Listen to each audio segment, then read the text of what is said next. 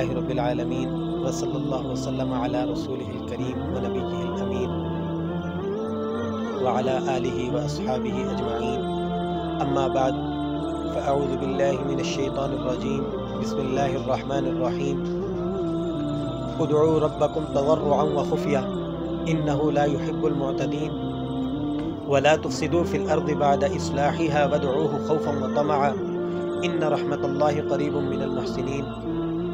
وقال الله تعالى في مقام آخر: وإذا سألك عبادي عني فإني قريب أجيب دعوة الداعي إذا دعان فليستجيبوا لي وليؤمنوا بي لعلهم يرشدون۔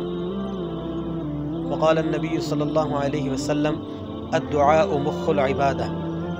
اللهم صل على سيدنا ومولانا محمد وعلى آل سيدنا ومولانا محمد وبارك وسلم۔ آج خیال ہوا کہ کچھ گزارشات دعا کے بارے میں کر دی جائیں۔ ہمیں آزمائشیں بھی زیادہ ہیں اور پریشانیاں بھی زیادہ آتی ہیں۔ جب تک انسان دنیا میں ہے، دنیا کی آلائشوں سے بچ نہیں سکتا۔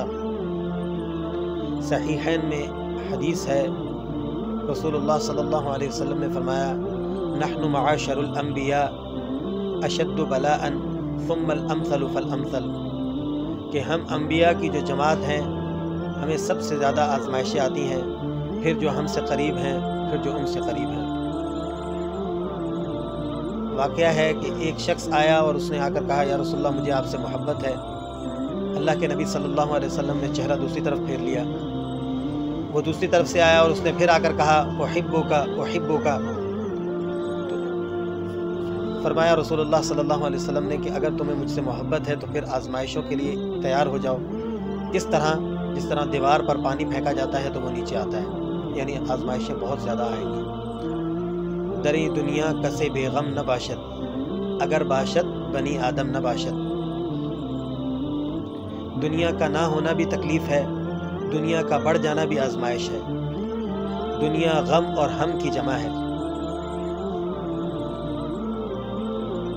وہ عبادات جن کے ذریعے سے اللہ رب العزت کی خوشنودی اور اللہ رب العزت کی رضا حاصل ہوتی ہے، ان میں سے ایک عبادت دعا بھی ہے۔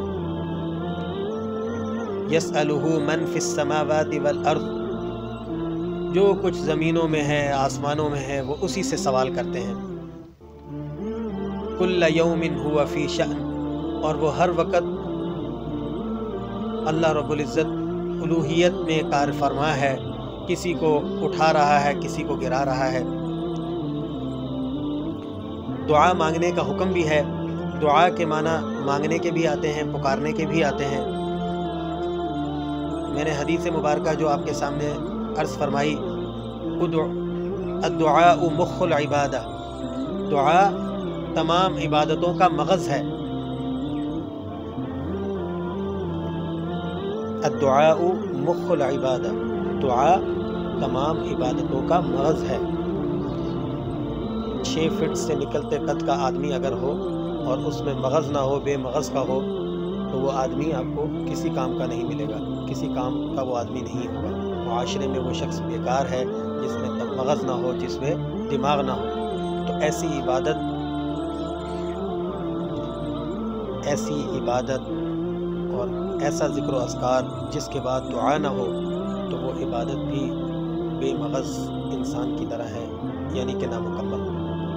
اور حکم بھی ہے اللہ رب العزت کا کہ مجھ سے دعا مانگو۔ ادعوا ربکم تضرعا وخفیہ، اپنے رب سے دعا مانگا کرو ڈرتے ہوئے اور آہستہ۔